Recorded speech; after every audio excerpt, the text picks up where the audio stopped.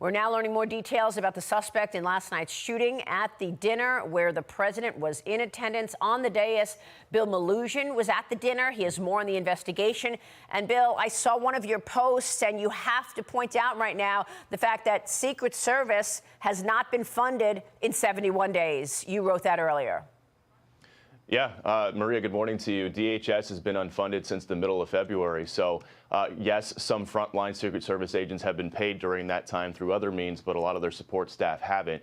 In the meantime, we're learning more about the suspect here, 31-year-old Cole Allen of Torrance, California. I'm told by multiple federal law enforcement sources familiar with this investigation that after he was arrested last night, he made some initial comments to investigators where he admitted that his intent was to target Trump administration officials. Now, our colleague David Spunt just talked to some federal law enforcement sources.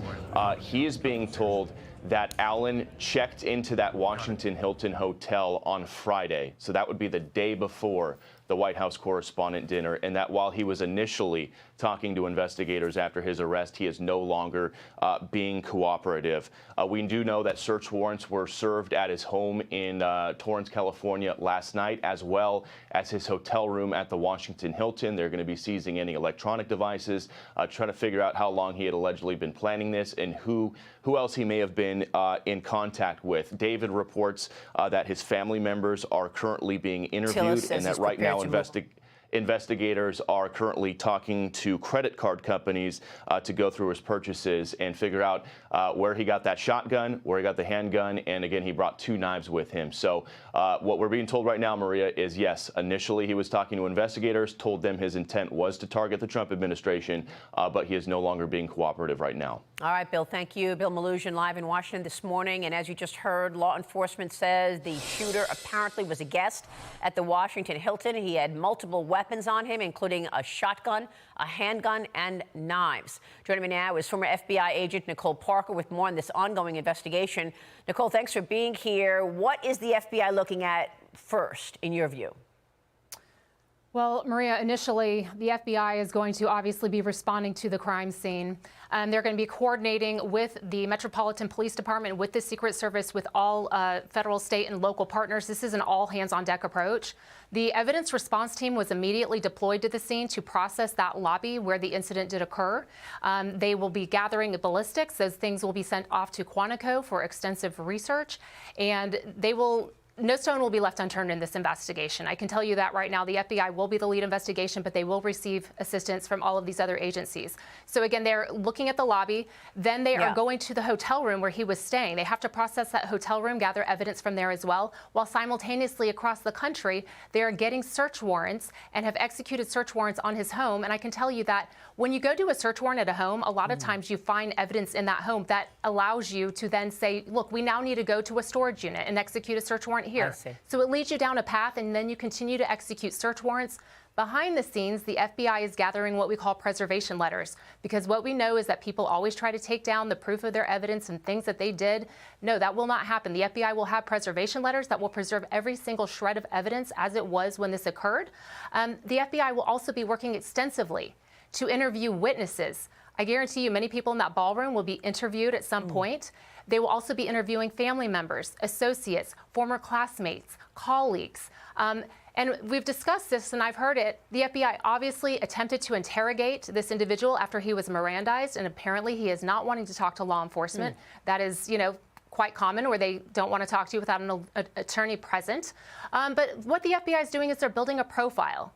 Who is this person? They are going through all of his digital devices, building a digital footprint, taking in any tips. If you have any tips, you need to call 800-CALL-FBI. No piece of information is too small. And I think it's important to note the DOJ's important role in this, because the FBI gathers the evidence, DOJ prosecutes.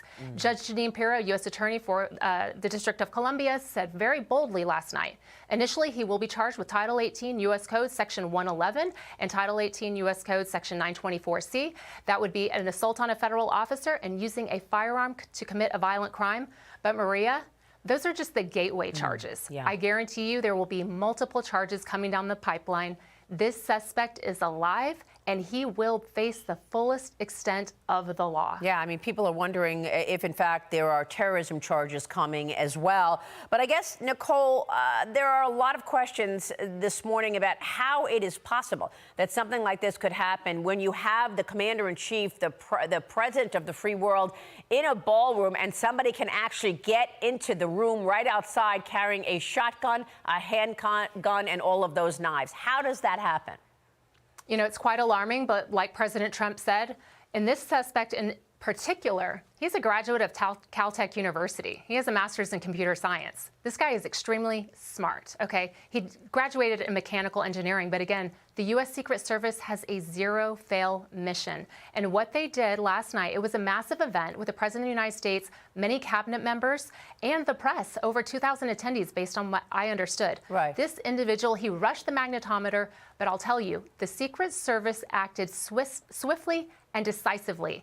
And that agent, they exchanged fire, and he took a round to his ballistic vest. We are so grateful that he is alive. This is what law enforcement does every single day. They are willing to put their lives on the line for us and for President Trump and to keep us safe. Yeah. But again, this venue, this hotel, Maria, extremely difficult to protect that. It's a very large location. It's a very vulnerable location because you have people staying in the hotel. The suspect himself was staying in the hotel. Right. So again, it can be very difficult to protect, but I guarantee you that there will be an after-action review. Maybe they'll discuss things such as widening the perimeter next time. And I do think that the ballroom is an extremely important piece to this puzzle. Yeah. Having the ballroom would put it in a much more secure location. Absolutely. And why they are fighting him on this ballroom is just beyond anyone's understanding.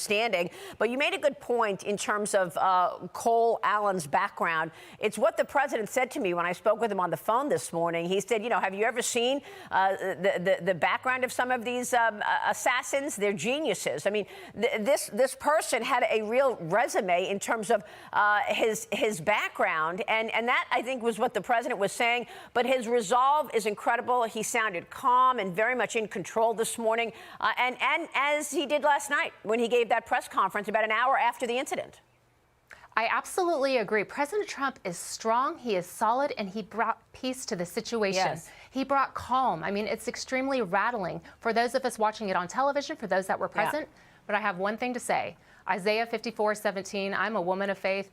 No weapon formed against you shall prosper. And we have seen this over and over with President Trump. He has been protected, literally. Yes, he has. And we know that it doesn't always work out that way, and we don't always understand why. But he has been protected, and I do believe that he is exactly right. Yeah. He is very impactful. If he was doing nothing, they wouldn't be coming after him. Yeah. And people are saying, why does this keep happening to President Trump? Well, we know because it's the fiery rhetoric from the left that incites people to act this way. Right. But it's also because he's doing things that no other president is willing to do. He's willing to make those difficult choices. That's right. Whatever he has to do to protect our country from, you know, taking down Maduro to Iran to all of these things. Only President Trump has been willing to step up to the line, and that makes him a target. That's exactly right. That is why he's a target. Thank you so much, Nicole. Former FBI agent Nicole Parker. Be sure to like and subscribe for all the Fox News latest on YouTube and catch full shows streaming now on Fox One.